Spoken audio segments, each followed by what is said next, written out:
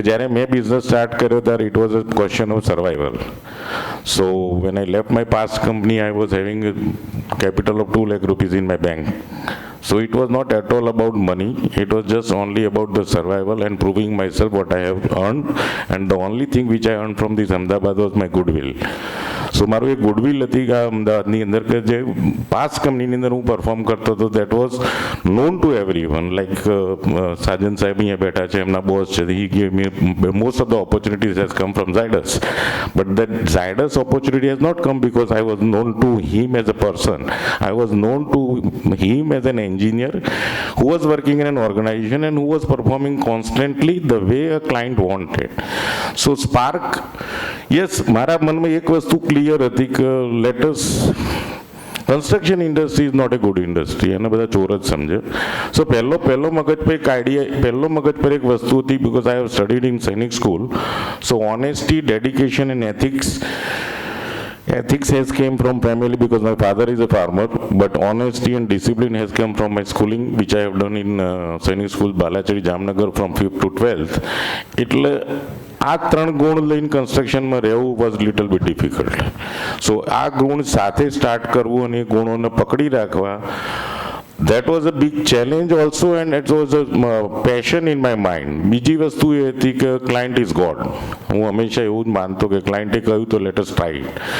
પછી એના ઇમ્પ્લિકેશન મતલબ તમને કોસ્ટ વધી ગઈ કે એના લીધે કંઈક ખર્ચો બીજું તમને વધી ગયું, તો then you can go to the client and ask him for some more money, but first you have to prove what he wanted.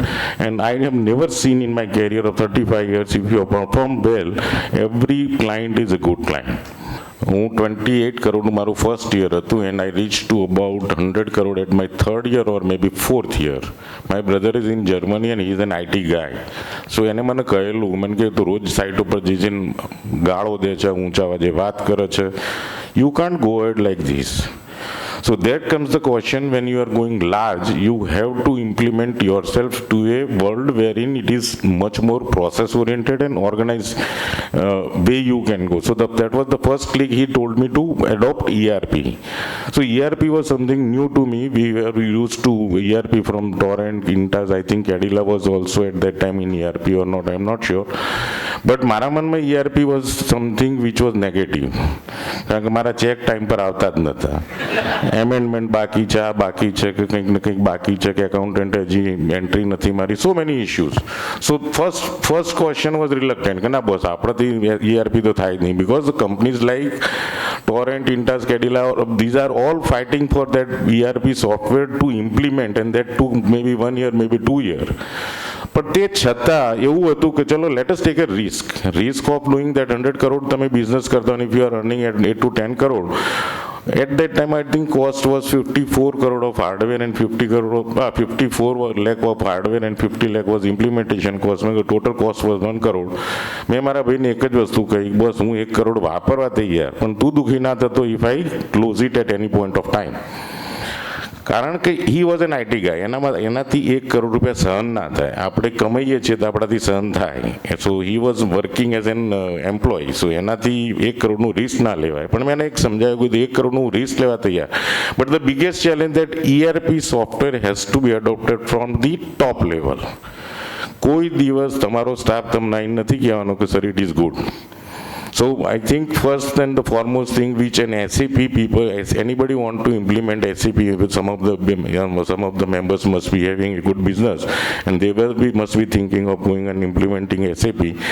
It is very difficult, but if it is so easy if you stick to what you want to do, because SAP is to be designed by an owner, not by the people.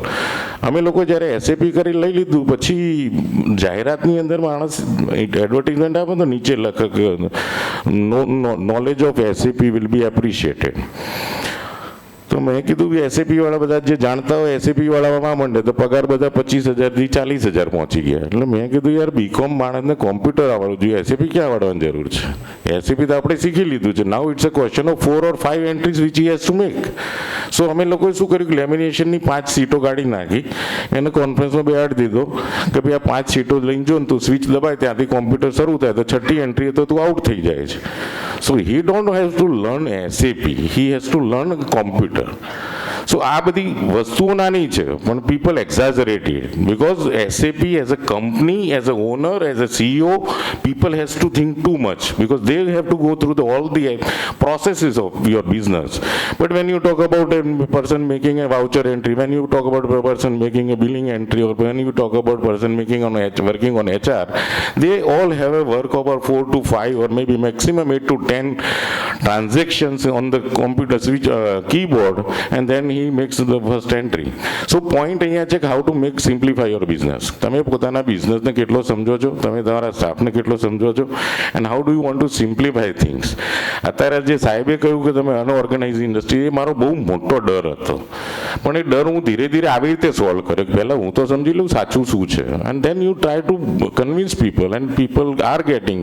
પછી એક બધું સારી વાત તમે લોકો કરીએ process oriented. We were doing so many process. હું હંમેશા કહું છું કે I learn so many thing from all listed companies with whom I work.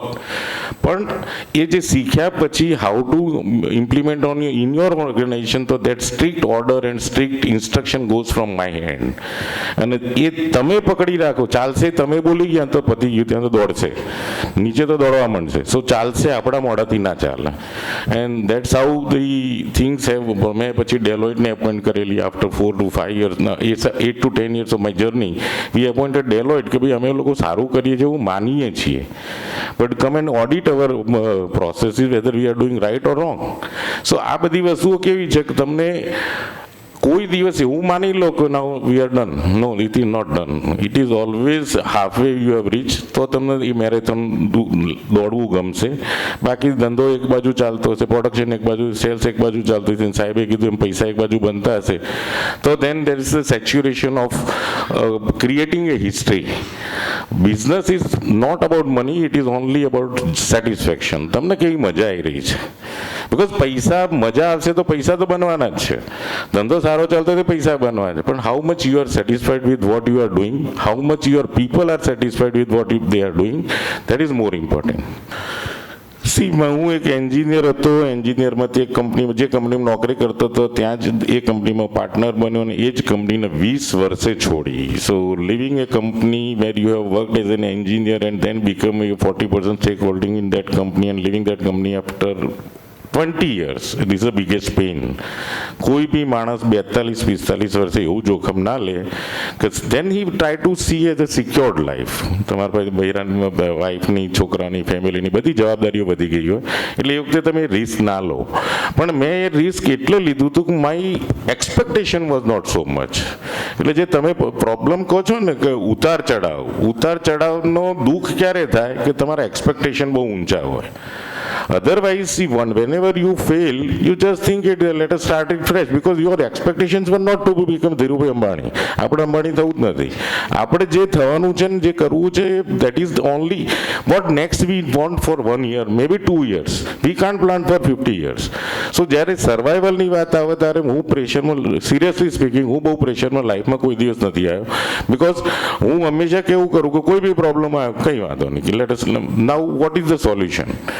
હું તમને એક સરસ વાત કહું, તમને કદાચ એનાથી એવું ફીલ થશે કે યાર things how much a people can take a challenge. હમણાં જે અમને વાત કરી કાશી વિશ્વનાથનો પ્રોજેક્ટ. કાશી વિશ્વનાથનો project was given in January 2020. બરાબર, 2020 જાન્યુઆરી, માર્ચની અંદર કોરોના આવી ગયો.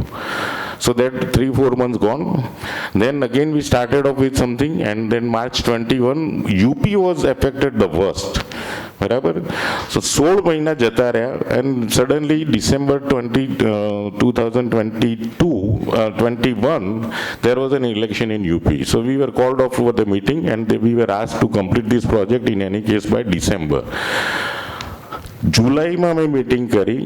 જુલાઈ સુધી, જાન્યુઆરી 2020 to July 21, we did 16 monthની અંદર we did 160 crore of job, and now accepting a challenge of completing 250 crore in next 4 months. C નાવ બધા નાસી પાક હતા, મને બધા કહેતા હતા કે પોસિબલ જ નથી, પોસિબલ જ નથી. Even commissioner was not happy, even most of the people were thinking that this not possible. પણ મારા મનમાં એક જ વસ્તુ હતું, પોસિબલ નથી એ વિચારીને સ્ટાર્ટ કરીશ ને તો થવાનું જ નથી.